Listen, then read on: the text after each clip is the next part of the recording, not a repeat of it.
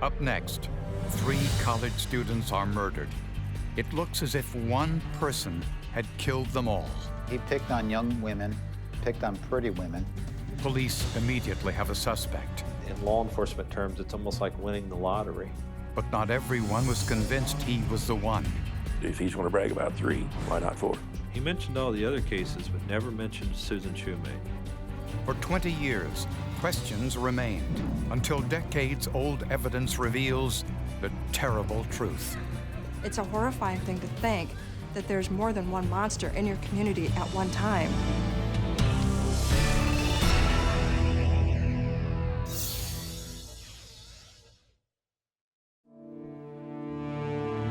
It was a week before the fall semester began in 1981. Susan Shoemake moved back to the campus of Southern Illinois University at Carbondale. She was anxious to start her senior year. She had just gotten a job at the radio station, and she was going to be doing some of the broadcast work. Sue Shoemake, Section 3, Description, Narration, and Dialogue. On August 17th, Susan left the radio station just before 6 p.m. She planned to meet her girlfriend for dinner, but she never arrived. The friend who she was supposed to have supper with called her roommate, Mary. Mary did not know where she was at. Later into the night, approaching midnight, they've started calling all their friends. They've went to places where they thought she might have gone. The next day, with still no word from Susan, the police were notified. That night, officers noticed some trampled vegetation near a dirt footpath students used to walk from one side of the campus to the other. As he walked into the weeds a little deeper with the flashlight, and the weeds were quite high, it was very difficult to see, then all at once he saw Susan's body. This was something that really undid us. It was obviously a horrible thing, and I immediately started crying. It was a very terrible moment for me. It appeared that Susan had been beaten, strangled, and sexually assaulted. Police assumed the crime occurred just after Susan left the radio station between 6 and 6:30 p.m., which meant she was abducted and attacked in broad daylight. This was in the middle of the day that this happened, and I think that was one of the more scary things to people, is that it was so random. Police asked anyone who might have seen anything suspicious to come forward. They also interviewed all of Susan's friends, including her past romantic relationships. There had been a few people who had attempted to date her that she had denied, so they, of course, became part of a growing suspect pool. Police also had to consider whether the perpetrator was a stranger. Because of the location of the murder and its accessibility to a number of dormitories, they were looking at dormitory lists and who lived in the area. She was such a blameless victim. The thing that we're all afraid of is some monster coming out of nowhere and snagging someone we love or snagging ourselves, and that's what happened to Susan. Then police learned of a remarkable coincidence. On the day Susan was murdered, a subcontractor working on the new campus gymnasium had employed a man who'd been a suspect in 2 murders. Both victims were students at the university. He was within 300 or 400 yards. You got to remember, he's working on a campus where there are 8,000 or 9,000 pretty girls walking around every day. The investigators of that day figured that if a woman was raped and murdered, he's the one that did it.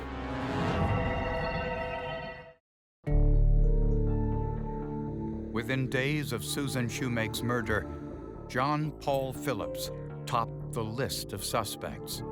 He was known about town as kind of a hellion. I met him early in his life. He was had a terrible temper. I met him when he was perhaps 15 or 16 years old in a fight. He tried to beat some kid to death with a baseball bat. Phillips had been a suspect in the rape and murder of 2 other Southern Illinois University students 5 years earlier. 21-year-old Teresa Clark was found raped and murdered in her apartment off campus. At the time, John Paul Phillips lived in an apartment about 100 feet away. We worked that case to death. We didn't have any fingerprints. DNA was way in the future. We had no witnesses. We didn't have much of anything to go on. But we felt pretty comfortable that he might be our person. 1 year later, 24-year-old Kathleen McSherry was also found raped and stabbed in her apartment. Again, John Paul Phillips lived in the neighborhood. Again, no DNA, no fingerprints. Well, where's John Paul now? Well, it turned out he lived just a few blocks north. There had been insufficient evidence to arrest John Paul Phillips for either murder, but in Susan Shoemake's murder, police finally got a break. At Susan's autopsy, the medical examiner found 2 foreign hairs on her body, presumably from her killer. One was a body hair, one was a pubic hair that was recovered from Susan's body. Phillips willingly provided hair samples for comparison. Based on microscopic examination, Phillips' hair was not similar, so he was eliminated as a suspect.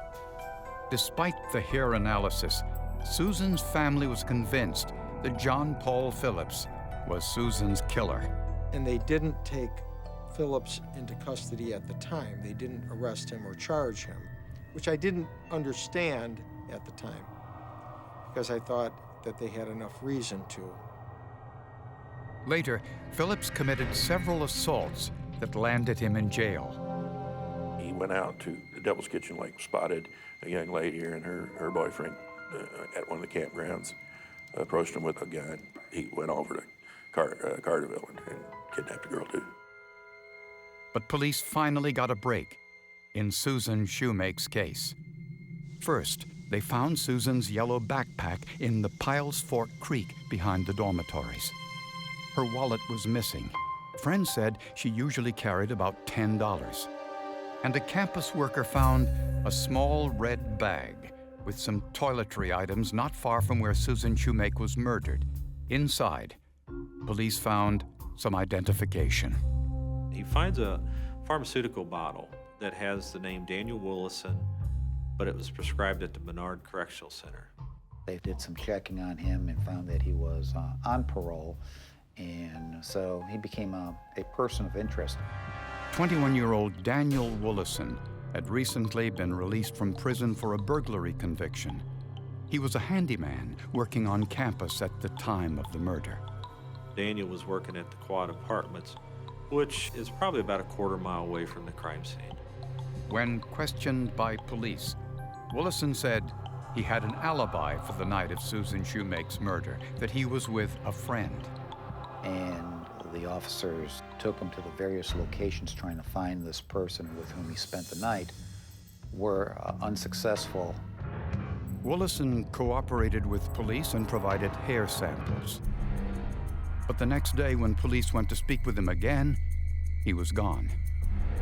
In his room, they found a torn note. Some of the pieces were in the toilet. The rest were in a trash can. It read almost like a suicide note. I don't know why it's always me. I know I can't handle prison again. I know everyone is better off this way.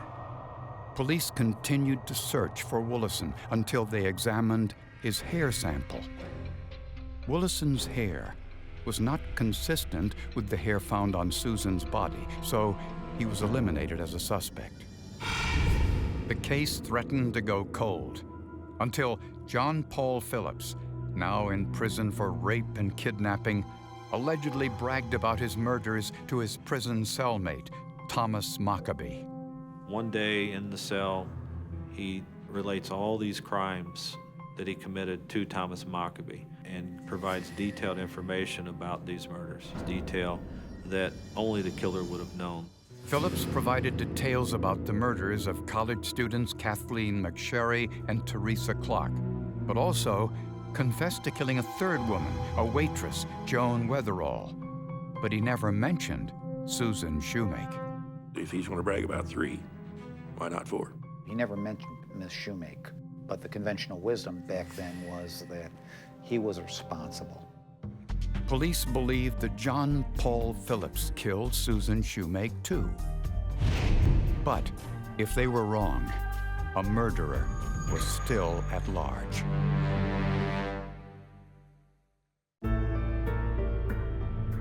In November of 1986, John Paul Phillips went on trial for the murder of Joan Weatherall, one of the 3 murders Phillips allegedly confessed to during a conversation with his prison cellmate. In fact, when we were done, the judge said, I'm not only satisfied he did this one, but I think you put on a good enough case.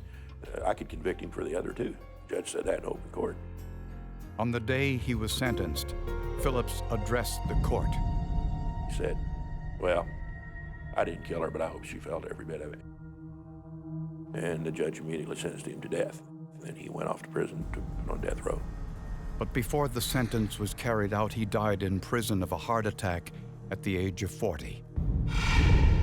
Although Phillips bragged to his prison cellmate about killing 3 women, he never mentioned Susan Shoemake, but her family still believed he was responsible.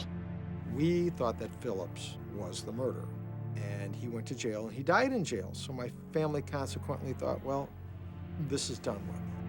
It's over, he's dead. Others weren't so sure. For one thing, Susan's murder was different from the others. Most of his murders were under darkness, and that wasn't the situation with Susan Shoemake. Minor maybe, but just enough that it didn't quite seem right. Lieutenant Paul Eccles was Susan's classmate in college and had kept a picture from her case file on his desk.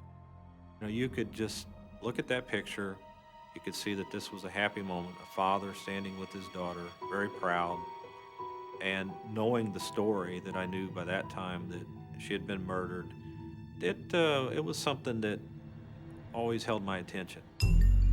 By the year 2000, almost 2 decades after Susan's murder, a new DNA process called PCR made it possible to test a small biological sample, where in the past, much larger samples were needed. Essentially, that process is just Xeroxing DNA. So we're just copying the specific portions of DNA that we're interested in analyzing. So analysts tested the small biological sample taken from Susan Shoemake's autopsy and were able to identify the DNA profile of the killer. Yeah, we're in the game now. There's a good chance now we'll be able to figure out who killed her. John Paul Phillips' DNA sample was not on file, so investigators took the extraordinary step of requesting that the state exhume his body. They wanted to eliminate him as a suspect, and they needed to get his DNA in order to do that. A DNA sample was obtained from Phillips' bone marrow. It did not match the DNA from the crime scene. I called and spoke with Susan's mother. It was a very emotional phone call. She cried as we talked. It's obvious that you never forget the death of a child like that. And she was very disappointed, but you know, I tried to assure her that we would continue to go forward and try to identify the suspect. I was angry at the time when this happened because, and probably on a subconscious level, because I felt we had closure, it was done with. And there was more bad news. The DNA did not match anyone in the statewide database of known criminal offenders. So we knew it had to be somebody who's never participated or contributed to the CODIS database. If the killer wasn't Phillips, or anyone who committed a felony before the DNA database was created, then who was it? You know, where do we go from here? And the obvious answer is, let's dig back into the case and let's see who else was a suspect in those days. Who else can we get a DNA standard from? Let's just keep going until we run out of suspects. The first person on their list was Daniel Willison. He was originally a suspect. He was working a quarter mile away on the day of the murder. Then he ran off when police tried to question him. Police found him in Michigan, where he worked at an auto salvage yard. By this time, he was divorced with 1 child and did not want to talk with police. Willison told them that he had provided hair samples and fingerprints back in 1981. He was not interested in cooperating with their investigation. Investigators wanted a DNA sample, Willison refused to provide one, and the courts refused to order one, citing the lack of probable cause. Willison's hair was on file from the original investigation, but the samples didn't contain root material, so they couldn't be used to generate a full genetic profile. So investigators decided to try an unconventional method to get Willison's DNA. It had taken a long time, almost 20 years, and Lieutenant Paul Eccles was convinced he was closing in on Susan Shoemake's killer.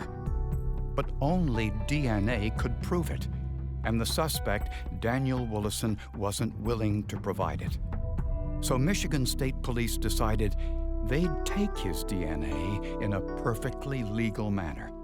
They decided to run surveillance on him. The whole purpose was to try to get something that might have Daniel Willison's DNA so we could either identify him or eliminate him. It wasn't easy. Since Willison worked in an auto parts salvage yard, only other employees could get close to him without arousing suspicion. Then police learned he had recently sold his car, and they knew he smoked cigarettes. So they traced the car to its new owner.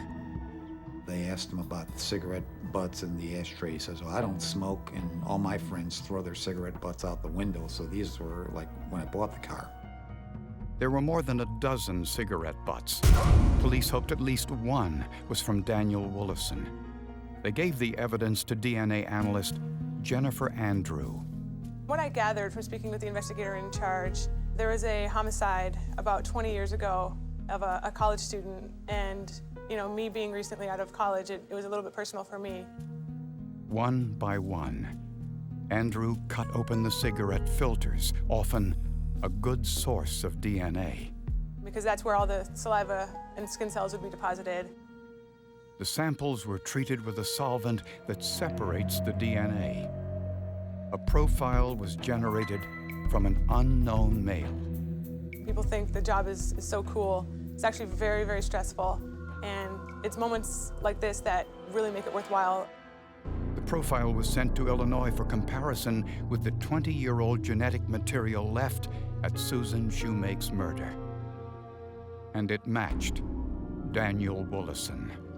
Well, I'm ecstatic, of course. I mean, this is, in law enforcement terms, it's almost like winning the lottery. Naturally, Lieutenant Eccles would need another DNA test to confirm the DNA results from the cigarette. Until then, Eccles wanted to prevent Willison from fleeing, so he tried a ruse. He confronted Willison with some made-up evidence. It was important for me to extract some type of information from him that would give me enough to get an arrest warrant. I give him the story about the witness, which is not true. I tell him that there was a person that he worked with at the Quad Apartments who had stepped forward and had seen Daniel Willison walking down a path behind Right One, carrying a yellow backpack during the evening that she was murdered. And I took it just a little bit further and told him that I had a fingerprint that it was identified to him from that backpack. And then immediately, without me saying a thing, he said, I only took $10 from that backpack. So I knew he was telling me the truth. He was pretty much a sunk puppy there. So Willison was arrested, and he was forced to provide an additional DNA sample. That test left no doubt he was the source of the DNA found on Susan Shoemake. I knew enough about DNA evidence to know that the odds of there being a mismatch is, it turned out in this case it was going to be 300 million to 1 was the most conservative estimate. Prosecutors cannot fathom a reason for Susan Shoemake's murder. They believe Willison saw her walking alone along the dirt path, and he decided to attack her. It was late in the day. No one heard or saw anything.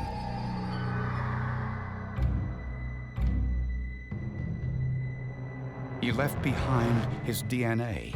Then, took her yellow backpack.